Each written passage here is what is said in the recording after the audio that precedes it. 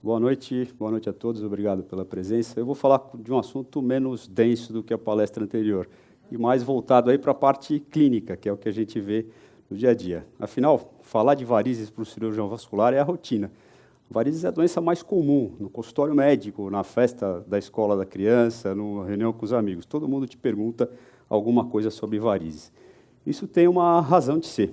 De 20% a 30% dos homens, 10% a 20% das mulheres vão apresentar, em alguma fase da vida, sintomas relacionados à doença varicosa.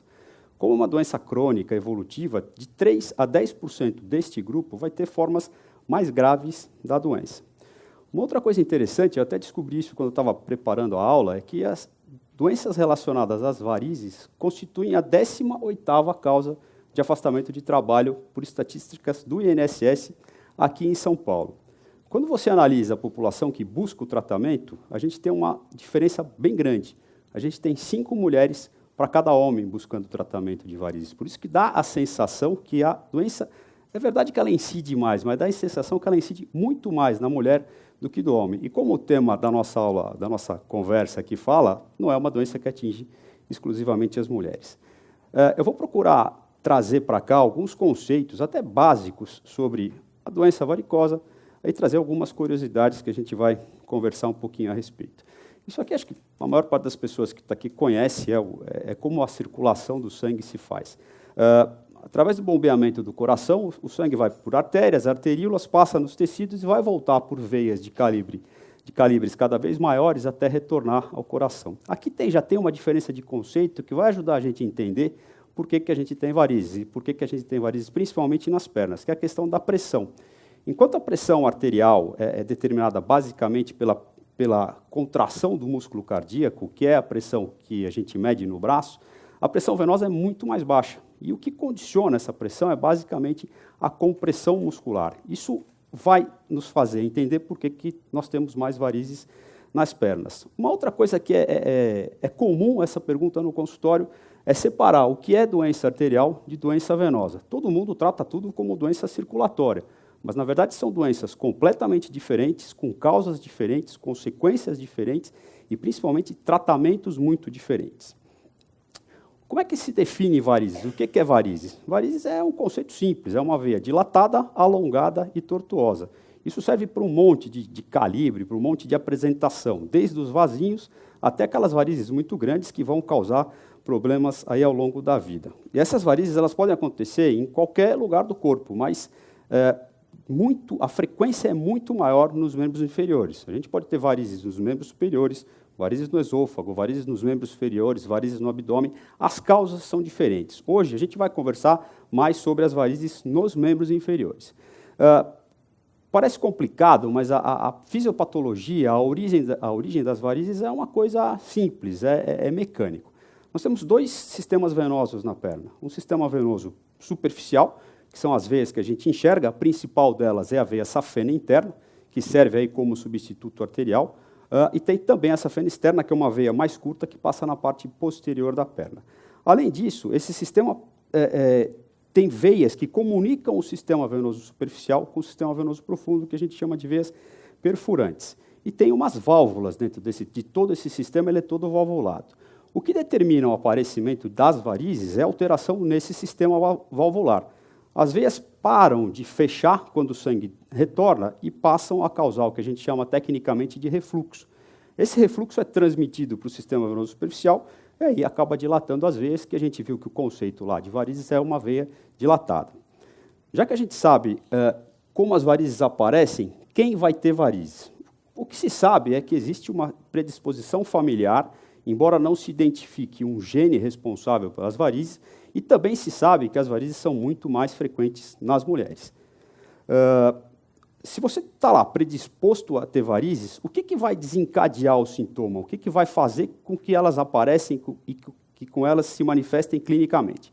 Então, tem os fatores como a obesidade, fatores profissionais, o fato de você ficar muito tempo em pé ou sentado, o sedentarismo, fatores hormonais, principalmente as gravidezes e as gravidezes múltiplas, e o envelhecimento também leva ao aparecimento de varizes. Eu vou aproveitar esse espaço para tentar responder algumas questões que são muito comuns no consultório. Assim, pô, tal coisa dá varizes, tal coisa não dá varizes. Então, vamos lá. Exercício físico, seja aeróbico, caminhada, step, subir escada, isso não dá varizes. Pelo contrário, pacientes que têm sintomas se beneficiam com o exercício físico, isso vai melhorar os sintomas, vai melhorar a dor. Salto alto dá varizes? Que se saiba, não. Salto alto pode dar mais sintoma naquela mulher que já é predisposta a ter varizes e que a perna já dói, já incha numa situação habitual. O salto alto em si não tem culpa de nada, não vai dar varizes.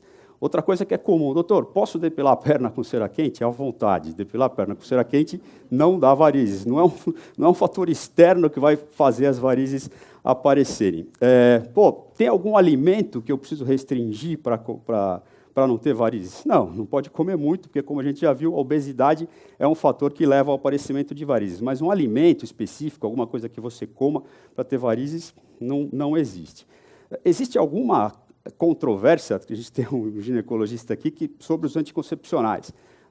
Os mais antigos, parece que tinha lá uma tendência a aparecer um pouco mais de vazio. Os novos, hoje, com doses menores de hormônio, essa tendência é menos evidente. Então, na verdade, o que vai determinar de você ter ou não varizes é a tua genética. Controlando esses fatores, possivelmente você não vai ter uma doença tão exacerbada. Outra coisa que perguntam muito, cruzar a perna dá vasinho? Não dá vasinho, pode cruzar a perna que não tem nenhum problema.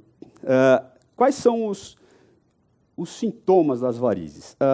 Varia muito. Você tem uma variação de pacientes que têm muitas varizes e não sentem absolutamente nada, e paciente que não tem nada na perna e tem dor, tem cansaço, tem inchaço.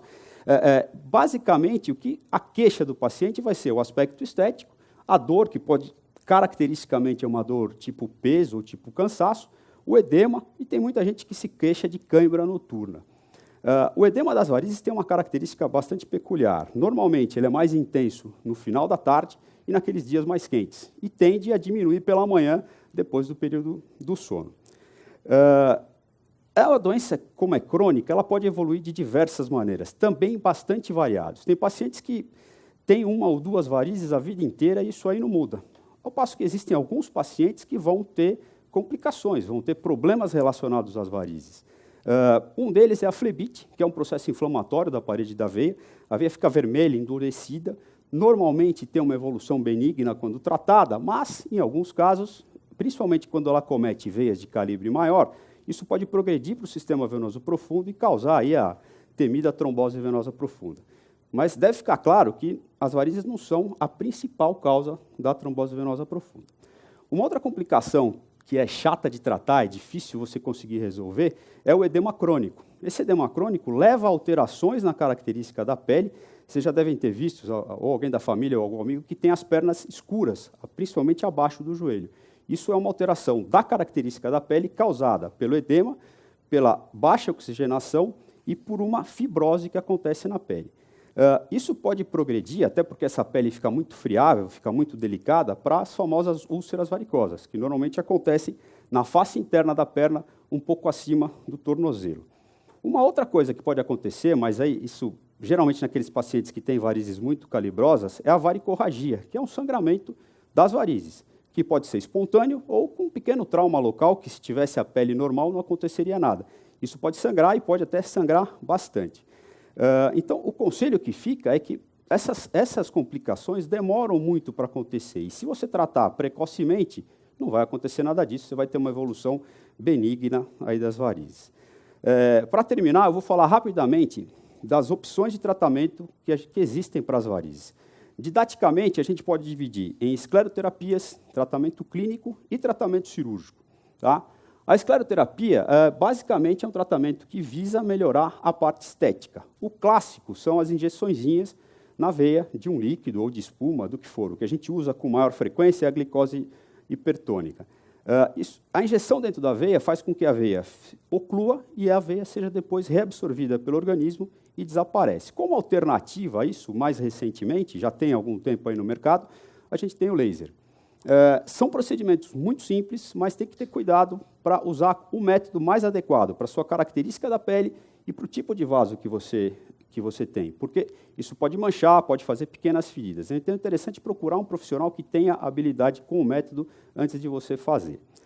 O tratamento clínico serve para melhorar sintoma, ou seja, você tem dor, o tratamento clínico vai te ajudar a melhorar a dor. Ele não resolve o aspecto, ele não melhora o aspecto. O que é tratamento clínico? Medicamento, perder peso, meia elástica, isso não muda. Então, se você vê uma propaganda, tem uma medicação, um creme que vai fazer sumir suas varizes, esquece, nada muda o aspecto, a não ser que você faça alguma intervenção direta na veia. Para terminar, a gente pode falar um pouco do tratamento cirúrgico. Normalmente, o tratamento cirúrgico está reservado para aquelas varizes mais calibrosas. É muito importante você conversar com o seu médico para definir que momento você vai indicar a cirurgia, se aquela cirurgia de fato é necessária, e se essa cirurgia vai trazer o resultado que você imagina. A gente tem a cirurgia convencional, que consiste em pequenas incisões ao longo do trajeto da veia, com a retirada da veia dilatada, com ou sem a retirada da safena. Você pode usar técnicas endovasculares, como o laser intravascular e a radiofrequência, ou usar todas essas técnicas juntas. Normalmente, até se usa mais de uma técnica no tratamento das varizes. Outro conselho importante, outra mensagem importante, talvez, é que varizes, o tratamento de varizes nem sempre é curativo. Você pode fazer escleroterapia, cirurgia, tratamento clínico e ficar muito bom, e daqui a 3, 4 anos você vai voltar a ter varizes novamente. E uma outra coisa que é importante, que a gente acaba desvalorizando um pouco a cirurgia de varizes, é que ela é uma cirurgia, como qualquer uma outra. Normalmente dá bons resultados, mas às vezes pode dar algum problema, pode ter alguma complicação. Então, é interessante que você procure um profissional que entenda e converse com ele para ele te dar qual vai ser o resultado, que expectativa você tem desse tratamento. Eu espero que eu tenha ajudado a entender melhor um pouco as varizes. Muito obrigado, boa noite.